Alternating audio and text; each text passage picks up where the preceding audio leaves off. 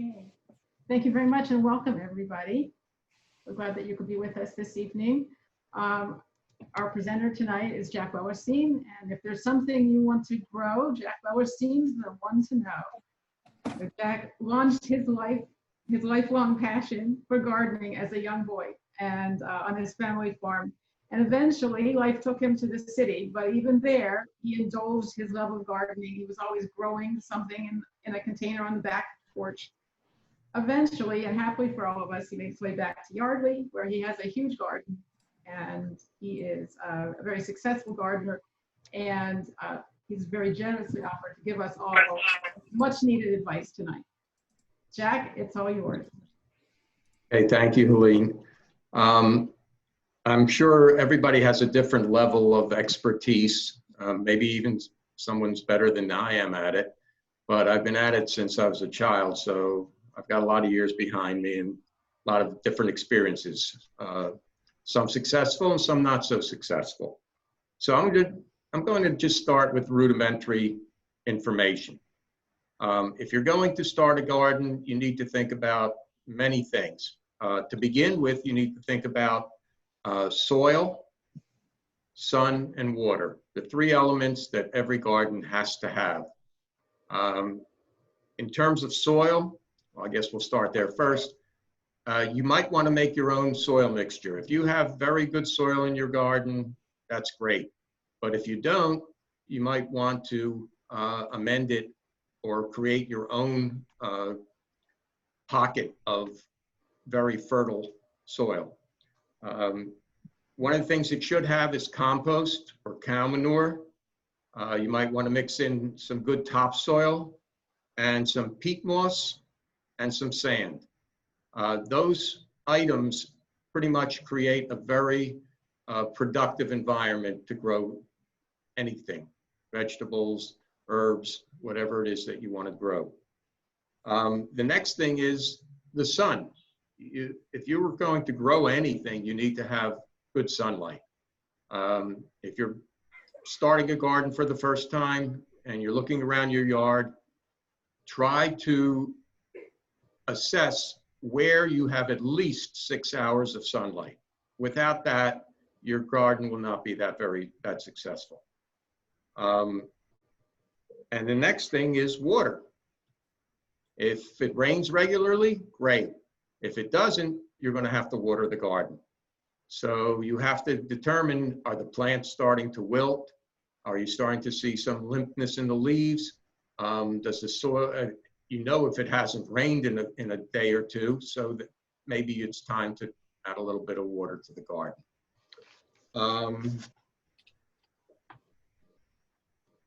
The next thing you might want to think about when you're starting a garden is what do you want to grow? Over the years, I've discovered that certain things I just don't do well with. Other things, they grow great. And every year is different. This year, I've noticed that the best crop I have so far are pickles. Other years, it's been the worst. So it depends. It depends on the weather. It depends on the amount of rain and sunlight and cold temperatures, hot temperatures, and so on. Sometimes it depends on what kind of insects are floating around in the air and what kind of molds or funguses are in the ground, fungi. So those kind of things do impact your garden. I found over the years that the most productive things to grow are, of course, tomatoes. Without a doubt, you can only put in a few plants and still be very happy with an abundance of fruit during the summer. I found cucumbers and pickles are great. Zucchini, squash is also good. And green beans. Those are my favorites. I've tried eggplant on and off. Don't always have that much success with it. Some years are okay, some years are not okay. And I've just basically put that aside. It's not worth the space or the effort to grow that for me. Same thing with peppers. I've had a couple good years, but then lately it must be something in the soil around here or the insects, but peppers don't do very well. I've grown corn before, but that you'd get very little and you have to take up a lot of space. So it's just not worth it. Those are basically the items that I grow. The other thing that I think you might be looking into is I grow as much as I can vertically. In other words, it saves a lot of space in the garden. If you have a small area, you need to grow. Excuse me, my other son is making noise. That's the dog. Anyway, you need to grow vertically, and that will allow you to get the most bang for your buck, so to speak. I use fences. I create a fence for the beans. I use wire cages for the tomatoes. The only thing, and also for the pickles and cucumbers. The only thing that you can't grow like that I grow are the zucchini. That you can't grow that vertically. That just has to spread out. It's a compact plant, so it just stays in one place anyway. One of the things that I also found is that you will have a lot of problems with weeds. And the way to help control them is weed fabric. I purchase a roll from BJ's every year, and it lasts me the whole summer, and it covers a lot of area in the garden. Sometimes I can get 2 summers out of it. But it's a fabric, it's very thin fabric, it's black, it's porous, so the water, when it rains, it runs right through it and into the soil to feed and nourish the plants. It also keeps the weeds from growing, which is one of the worst things that you can have, because first of all, they take away the nutrients from the plants. You have to keep them under control to some degree, and it's very labor intensive to just keep pulling weeds all the time. In terms of tools, if you're going to start a garden, you have to buy a couple of basic tools. You need a trowel, you need a shovel, you need a hoe, and basically that's about it. There isn't really anything else. A sharp knife would help, like a box cutter for the fabric, so that you can cut small holes. You don't even cut circular holes. You just basically cut an X about the width of, or the size of your transplant, and then you just dig the hole right into that X and plant it. I think I've covered pretty much all the basics. So open to questions. I have a question, Jack. It's Amy. I wanted to ask you about your fig trees. You have really great fig trees. I have one of them, which always looks really healthy, and it never produces any figs. And I want to know what I'm doing wrong. It looks healthy and it's not producing figs? It has tons of leaves and it looks really, really healthy, but I never get more than 1 or 2 figs a year. Does it die off in the winter? I mean, the leaves go away, but I like wrap it up in burlap and stuff it with straw. Okay, the only thing I can say is that it's not getting enough from the soil. That makes sense. I have pretty good luck with fig trees, but the fig trees produce twice a year. As you know, around here in our area in Zone 6, fig trees weren't meant to be grown here. You have to wrap them in the winter, otherwise they will die back to the ground and start over again every year. And then you barely can get any figs by the end of the summer. But if you can protect it well enough, the branches or the nodules on the branches from the previous summer will start to produce figs immediately. As soon as spring comes and the leaves start to pop, you'll start to see some figs. And you can get a crop, and you'll have a crop of figs probably by July. And then at the same time, you'll see more nodules as the summer goes on popping up, and those will start to produce towards the end of the summer. The problem with those is that sometimes you run into cold weather before the figs ripen in which case you don't get anything from those as well.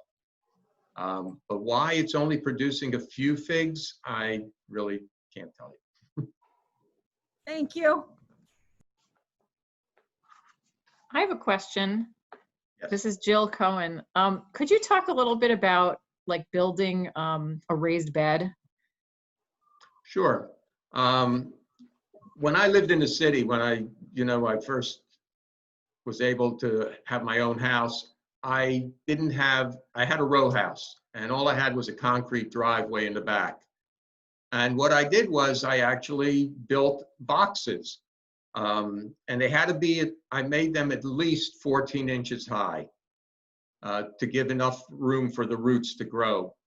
And I filled them with basically the mixture that I told you about. Good compost, which I scavenged from the woods in my parents' backyard. They had a golf course in the back, and there were a lot of forested areas, and I would go and schlep the boxes full of earth, the humus, and it was very good, very good compost. And then I would mix it with some sand and with some peat moss, and it created a very light type of soil that allowed the roots to spread out and grow.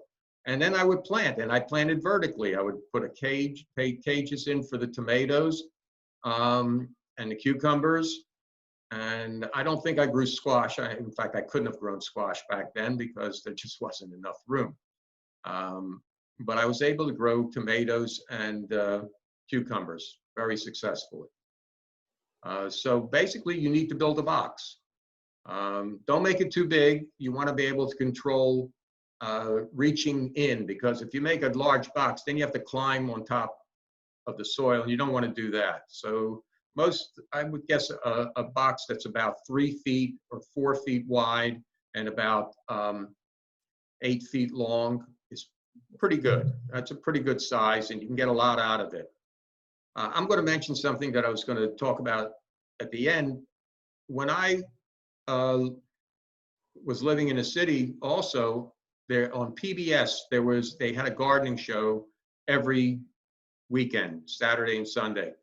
And I discovered this one guy named Mel Bartholomew, who wrote a book and developed a system called square foot gardening, where he would build these boxes and divide them up into square feet. He would divide it, 4 foot by 8 foot, and you'd have 32 squares in the box.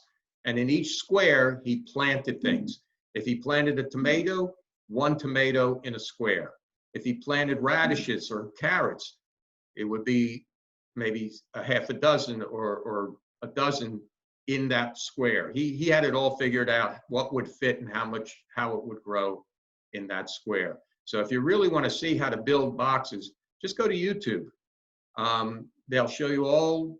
It's a basic thing, but look for Mel Bartholomew or Square Foot Gardening, and you'll see all of his programs pop up, and it's just a great source for gardening.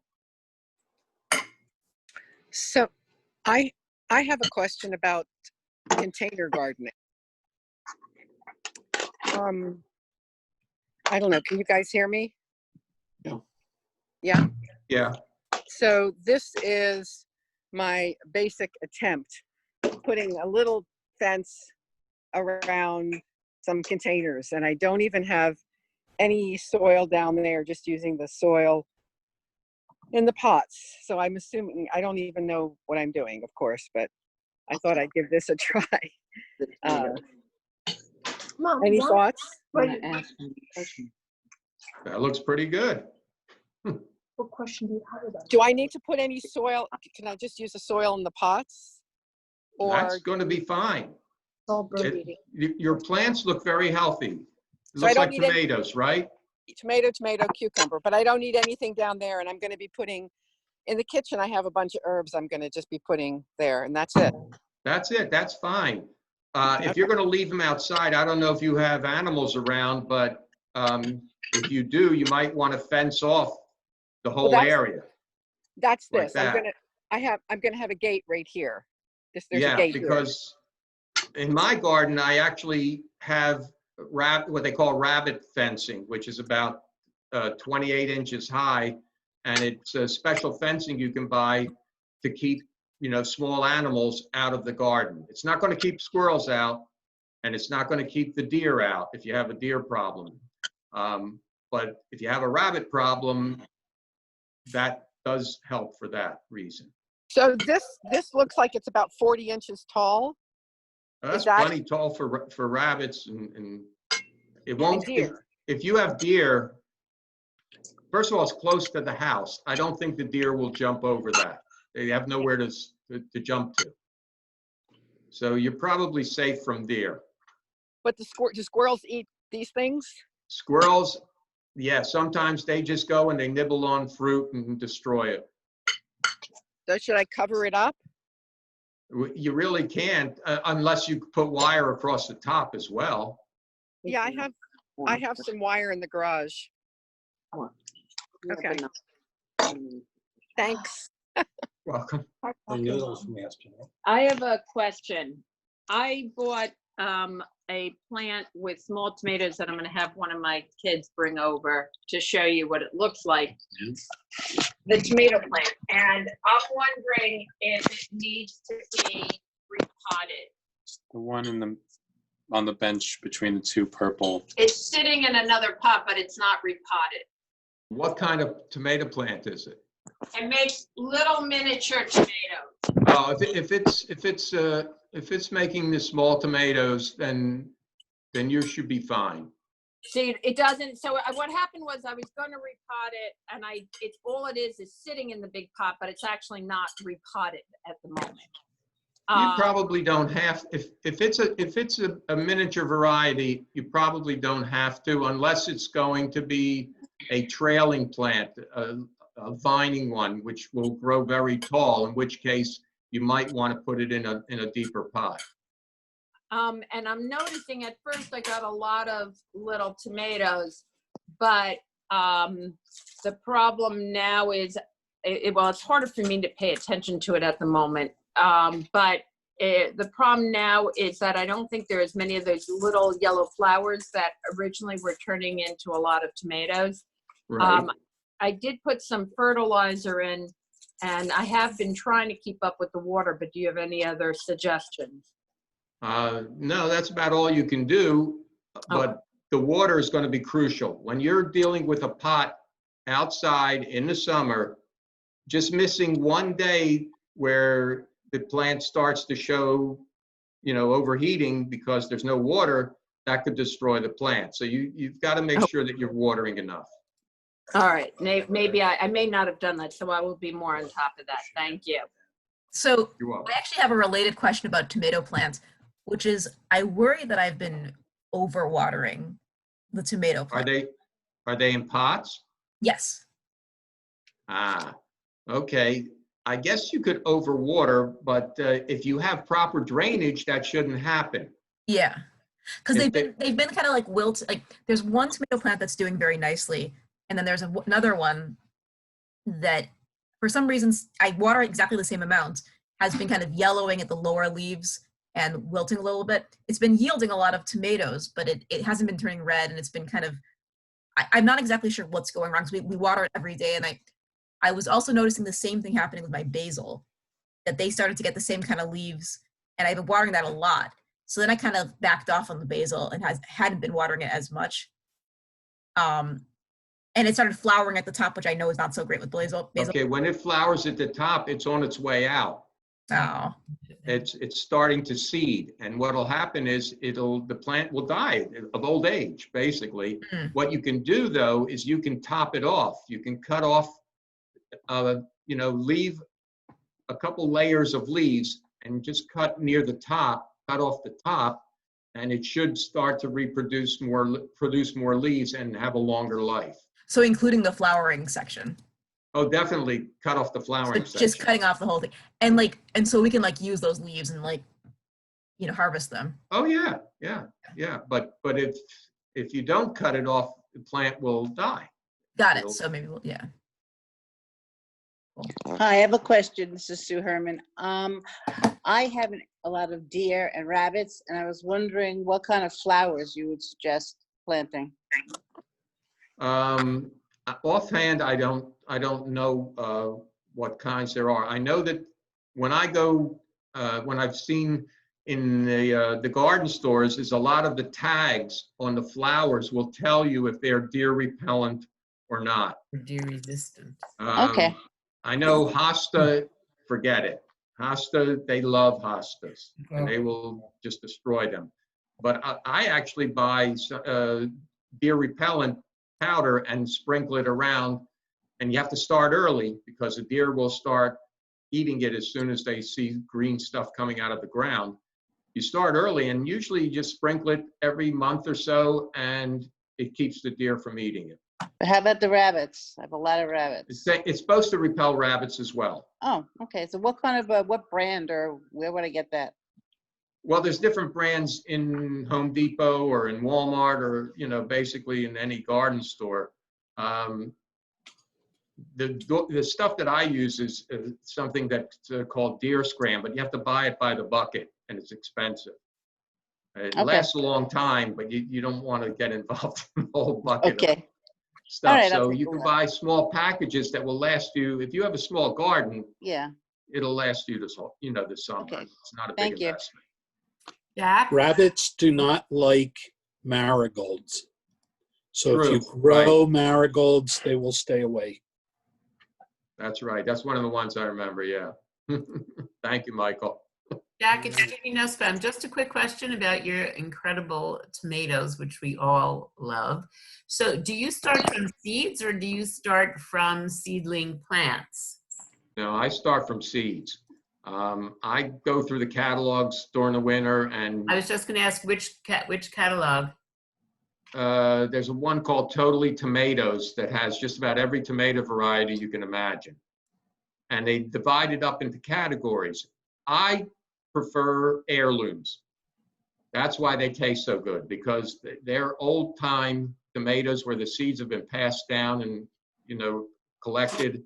And it goes back many, many decades to a time where the tomatoes weren't produced to last for 3 months in a store. So I grow them from seedlings, from seeds rather. I create my own seedlings in my basement. I have a special shelf with lighting, and I start them in March under the lights. And as soon as it gets, they grow enough, and by then it's about April, I take them upstairs and put them in a sunroom and let them get acclimated to colder temperatures because the sunroom's not heated. And then before I plant them, I actually take them outside for a couple of days and nights, as long as the weather is okay. Can you start them outside as seeds or no? Not around tomatoes, you can, but I've never even tried it because it would take a long time, and you may not get anything. I mean, you'll get plants, but they'll probably be eaten by critters before they'll grow into anything. I just have never done that, growing tomatoes outside. I mean, certain things you can plant cucumber seeds outside. I plant them in the ground sometimes. Sometimes I start my seedlings inside. Zucchini, the same thing. You can start them inside, or you can put them right in the ground. My beans, the best place is to start them right in the ground. Jack, can I ask a follow-up question to that? Sure. For your heirlooms, do you graft them? And I ask because I grafted my tomatoes this year, and my ungrafted tomatoes are doing far better than the ones that I spent all this time grafting together. Do you ever do that? I've never done that. I've never done that. No. What I do know, waste of time. What I do know is that when you buy commercial seeds, the new hybrids that they sell, which is mostly what you can buy if you're not getting an heirloom, if you take one of those hybrid seeds and you try to grow that tomato from a seed that you saved, you will not get the same tomato the following year. I stopped. They revert back to one of the parents. I stopped doing heirlooms because I hadn't been successful with them. And then this year, I did the heirloom with the whole grafted bottom thing, and it seems to have been a total flop. Well, there's actually grafted heirloom seeds. I bought some, it was a brandywine grafted with another, I forget what it was, but they grafted it into and made one plant, and I bought the seeds so that you're getting a grafted plant that, that's, two different parents that are both good tasting parents, supposedly. Thanks. You're welcome. Whoever was asking about the deer scram, you can go on Amazon and find a smaller container for it. I think you can buy a 6-pounder, but it's like $40. As a 25-pounder is $125. But some people sell it for $96 on Amazon. But you don't need to buy the big one if you're really having a problem. You can buy Okay, the thank smaller you. one. Okay, great. Good to know. Amazon. And deer scram works. Oh yeah, it does. I've been using that. Thanks to Norman. I've been using it for like 25 years. Wow. That is great. We have a whole deer family in the backyard. Just read the instructions before you use it. Follow the instructions because you have to do it the way they say. And Jack, please tell us again, what is the name of the fabric? Because I've gotten fabric that's supposed to keep the weeds down, but it hasn't done such a great job. It's just called weed fabric. I don't know what the brand name is. I know BJ sells a roll. It's about $30. It's 200 feet. It's about I think it's 3 feet wide, and it's 200 feet long. It's a lot of fabric. Oh, it might be, Margie says it's made from Preen, the company that makes the weed killer. Ah, okay, thank you. Yeah, it's Preen. But Sam's Club has it as well. I don't know if it's the same variety, but Sam's Club also has a good weed fabric. Great, thank you so much. You're welcome. Can I ask a question about the weed blocking fabric while we're on the topic? Sure. So you were talking about putting it on top and doing an X and then planting the seedling into it. I always thought it was supposed to go on the ground under your soil. And Not then, under the soil, no, on top of the soil. oh, You maybe want that's what it I've been on- doing wrong all these years. Oh my goodness. No, that's why you have weeds, right? I thought it was to block the ground from, like in a box, like in a raised bed, you put the fabric and then the soil and then you plant. No. No. Okay. No. That's why I'm here. You put your soil down and then you cover it with the fabric. Okay. And then when you're ready to put a plant in, you just cut a little X in the fabric, make a hole and put the plant in. So Okay. now the fabric is all around. And do your you put plant. anything between your grass, like the earth, and your good soil that you're putting into the box? Like, I've heard some people put cardboard at the bottom, or you just. Oh, if your soil is deep enough, and it should be, if you're making a container, Yeah. you should have about 12 to 14 inches of good soil. But Before, I guess what I'm asking is there a floor on the bottom of the container? no, Right. no. And you don't need anything You between. can, I mean, you can have a floor. When I did it on concrete, concrete was the floor, Right. basically. But in your backyard, you just want to put it on the ground. Okay. With nothing between the ground and the. There's no soil there's no need Okay. for it. Okay. There's You no want it need to for drain though. You want it to be able to drain, so you don't Right. want to block it. Yeah, Or if you want put if you worms put and a other solid to aerate. Yeah, if you put a solid bottom, the water's going to fill up into the box. every I time. put a fabric bottom the one time I did it. Okay, In any event. All right. Thank you. you're welcome. I have a question. Jane Knopfmacher. Hi, everybody. I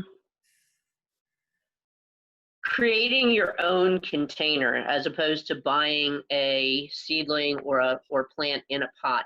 I know my neighbors have done out of like the 5-gallon containers that you can buy from Home Depot. Do you have any suggestions on how to start a pot like that as opposed to just purchasing?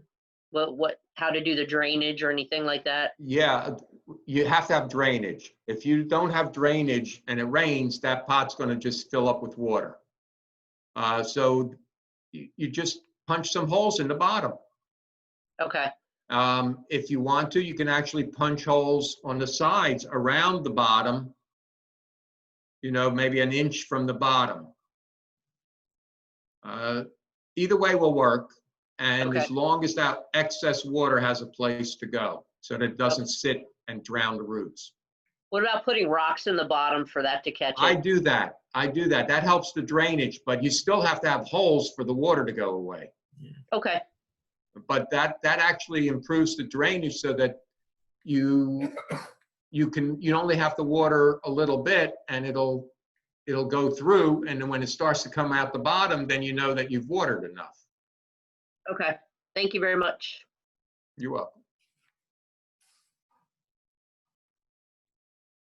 Anyone else? How about, I do have a question for you. How do you deal with bugs? I'm sorry, with what? With bugs that are eating your foliage. Bugs that are eating your foliage. Well, here's the thing about that. I try not to use insecticides, but when I reach a point where I see that I'm having that kind of a problem where it's out of control, then in order to save all my work, because I've planted and done all these things, I want to get some fruit, even if I have to use some sort of insecticide. So I try to buy some of they have the organic, Bonide makes organic insecticides, and I use a powder where you just sprinkle it on the leaves on a dry day. And that usually will deter the insects to the point where they won't come back for a while, and then you can get your plant to produce the fruit. Have you ever tried ladybugs? I hope they would live around there, but I don't see that many, no. Okay. Well, I mean, But they sell. honestly, they sell. you'd have to have an awful lot of ladybugs in my garden to be able to control insects. Okay. So I have a really simple question about herbs. This is my first serious attempt at, or even amateur attempt at gardening. We have a lot of herbs growing. I'm wondering when it's safe to start harvesting it without hurting the plant. Usually when it shows a lot of leaves or a lot of foliage, then you can start snipping off pieces. You don't want to snip too much at a time, give it a chance to recover, but you can start taking, little cuttings here and there, different places, and it'll keep growing. And like when you see like like I mentioned the dead leaves with the tomato plant, is it best to just prune them? No. Tomato plants, they're going to have some dead leaves, and especially you'll start seeing more and more towards the end of the summer. Because that's the plant it's using up all its energy to produce tomatoes, and it only has a certain lifespan. So it will start to dry up, the leaves will start to show age and change color and fall off. But it'll get progressively more and more as the summer goes on. Don't take them off. I have a dumb question. I just dug up some dirt and I planted a bunch of things that I got from the supermarket that were already starting to grow, and things are growing, and I planted some eggplant, but how do I know when it's ready? Does it grow above ground or underground? Oh, the eggplant? And when is it ready? The eggplant will grow to be about 2 feet tall, and you'll see flowers, usually purple flowers that'll develop. And within those flowers, you'll have an eggplant, depending on the variety. If it's the purple variety, you'll start to see a small eggplant grow. And basically, when you feel it, I guess it depends on the variety too. If it's a standard eggplant, you want it to grow pretty big, like the size of a softball, although an elongated softball. If it's a Japanese type eggplant, it's going to grow to be about 10 inches long, before you, and it's going to be very narrow. So when it reaches somewhere along that line, that's when you want to pick it. Okay. And can I hire you to be my gardener? You can come here and be my helper. I've actually been cutting back on my garden. I don't know if anybody has a gardener they can recommend, a young kid or anything. I need somebody to help me put fencing up and stuff like that and dig. Who for me. asked that? Who is asking that question? Who's it? Francine. Okay. Oh, I have 2 kids, but they're being very careful because we distance right now. Under normal circumstances, it wouldn't be an issue, but now I don't know how they would feel about that. I'm only one person in my house, and they could do all the work. I'll be inside. I could ask them. I could ask them if they're interested. All right, I'll put my number in the chat. Okay. A suggestion that was given to me in the past when I would have containers for vegetables or for planters for flowers that I wanted to be able to move myself. In the past, I put in rocks to give it, some spreading room at the bottom or breathing irrigation room at the bottom. Someone suggested, and it worked at the time, shortly after my dad passed, and I was going through his medications, there were so many plastic medicine bottles. So I saved them, and I put them in the bottom of some of my planters, which are now very light to move, but it still works as the rocks did to give it the water to be able to drain, and plus I'm recycling. Sounds like a great idea. I never heard of that before. Yeah. So that's why I'm sharing. It was very practical because I have some very large pots, and with the stones at the bottom, they're so very heavy. difficult to move. Yeah, and then you have to put in so much more soil. Right.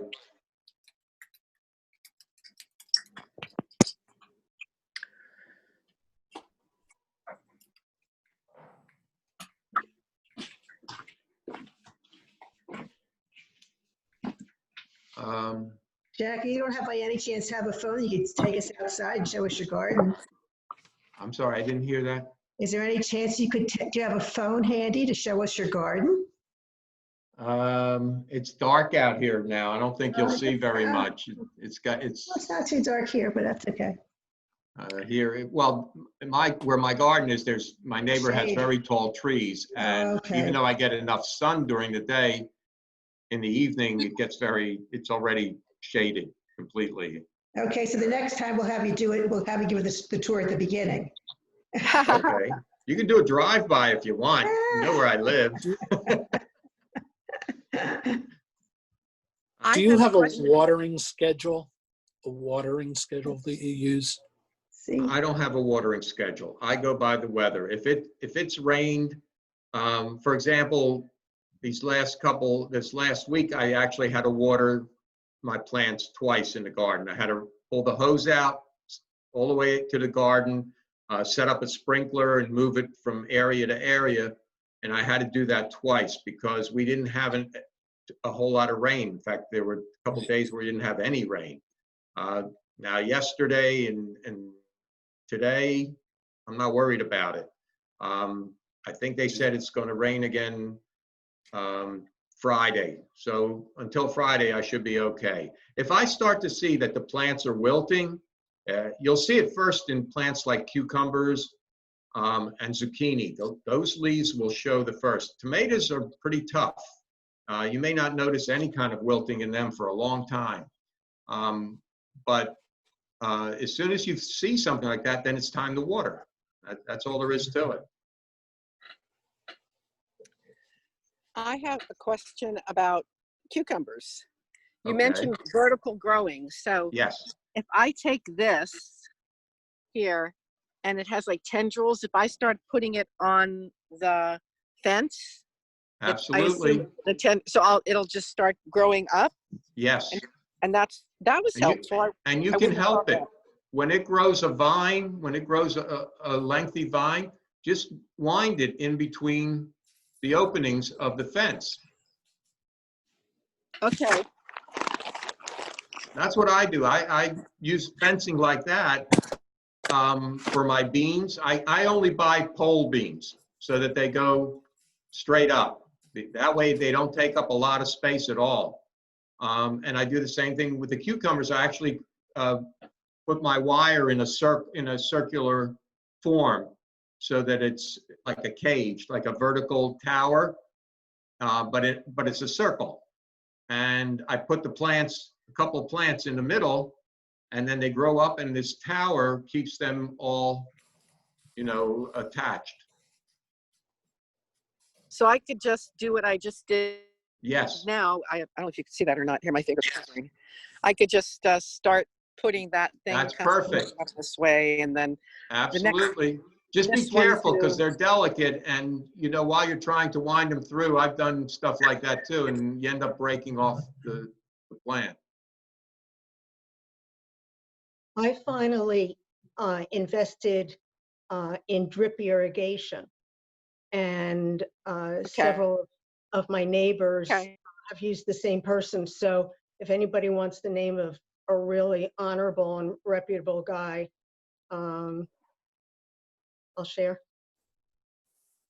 I tried drip irrigation once on my own. I made my own piping system. What I found out was that because the garden's so large, I didn't have the water pressure to reach. It was uneven. So parts of the garden would flood, even though I only had small holes in the piping.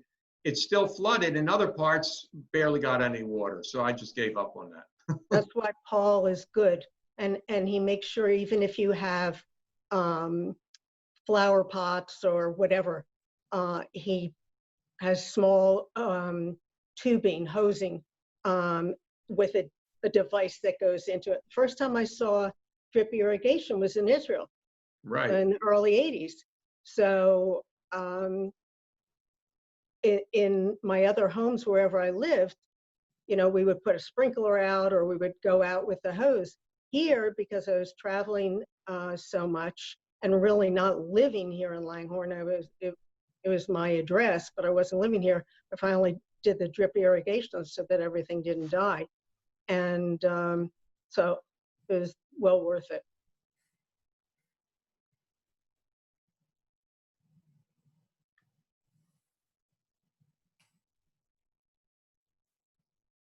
Any other questions?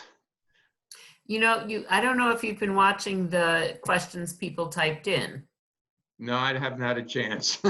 Okay, yeah, because some people were using the chat, so you have some messages up there. Let me take a look.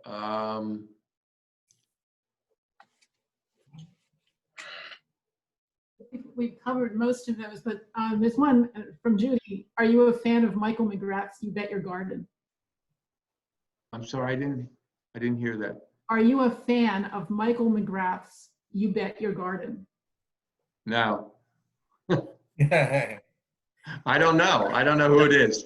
It's on radio, right, Judy? Some people, yeah. It's on public radio. No, I just do my own thing. What was the name of the person that you recommended on YouTube? It's called, if you just look up Square Foot Gardening. It's called Square Foot Gardening. His name's Mel Bartholomew. Okay. Thank you.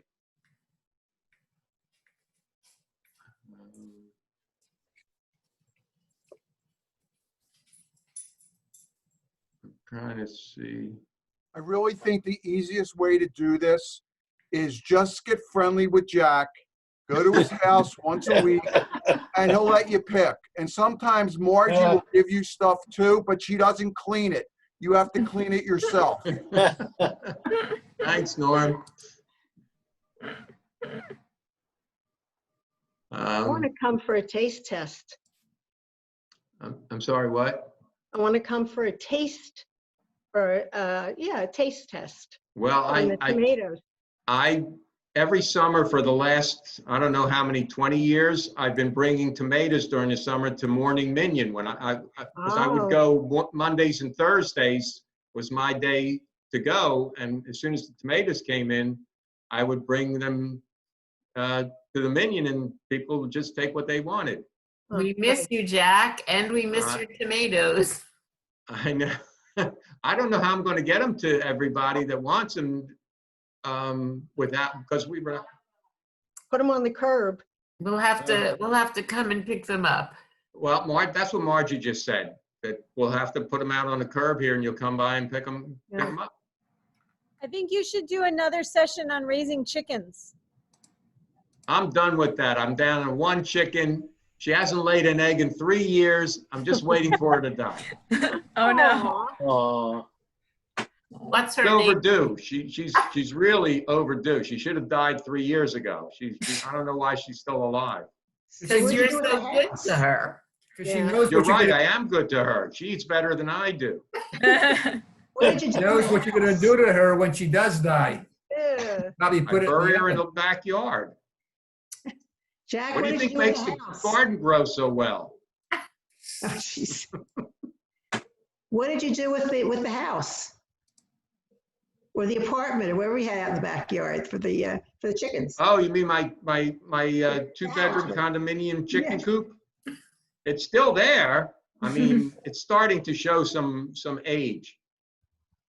And once she's gone, I will take it apart. It's a long time. Well, it's been since 2013, I think. Thank you so much, Jack. This is wonderful. Well, you're welcome. If anybody has questions, you can always email me. Thank you all. Have a good night. Thank you. Good night. You're welcome. Thank you so much. Thank you, Jack. Janet's learned a lot, and hopefully she will put that into effect next year. Why? I already gave, you have tomato plants. I know that, but she didn't They're put, doing great. Picked our first 3 today. she didn't put the little square in the dirt. She didn't put the thing over. She doesn't have any manure. I'm gonna have her go to a farm and start picking manure and stuff up in a bucket. What do you do Our to first help? 3 tomatoes today. What? We picked our first 3 cherry tomatoes today. Oh, good. Congratulations. Yeah, that's what I'm starting to get the cherry tomatoes too. Eli picked the first tomatoes today. Eli. All right. I joined the CSA as a insurance policy backup while I'm learning. That's a good idea. Oh, we got a thing from St. Mary's Day for the first time in a long time. What's in the box? What's the box we got today? Anyway, thank you so much, Jack. Okay, This good was night, great. Jack. You're welcome. Hey, so Jack, much. Thank you so much. This was fabulous. I sent you an email about Deer Scram Professional. What? I sent you an email about Deer Scram Professional. I bought it. Oh, you bought the professional one? The one that was $100 and some. No, they make a professional one. I'm retiring from professional. I'm getting too old for Okay, that. well, this stuff is a little more potent. Check That's it all out. right. I sent you an email. Check it out. Okay, thanks. All right, thank you. Thank Thank you so Thank much. you. That was Thanks, fantastic, Jack. Night, everybody. I learned a Thank you lot. so much. Okay. Fun to watch. Perfect presentation, and just a short advertisement for upcoming programming. First of all, we're going to have on the 9th, which is in 2 days, Unorthodox. If you can still sign up for that, and if you want to sign up, and if you you have to register for that in advance. If you don't have the registration form, email to Barbara and she'll send it out to you.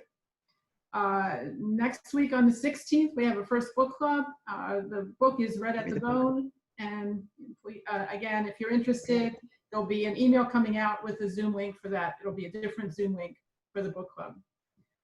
Next passion program is going to be on making jewelry. Ashara Shapiro is going to be hosting that for us or presenting for us. I don't have a date yet. It's still under negotiation, but it's going to happen. So stay tuned. Yeah. Thank you. You'll be finding out more in your email. So just keep on looking. And Jack, thank you so much. This was fantastic. You're welcome. I enjoyed it. Thank you. Thank you. Good night. Okay. Thank you so Have a much. good Have a great night, night, guys. everybody. Good night. Good night.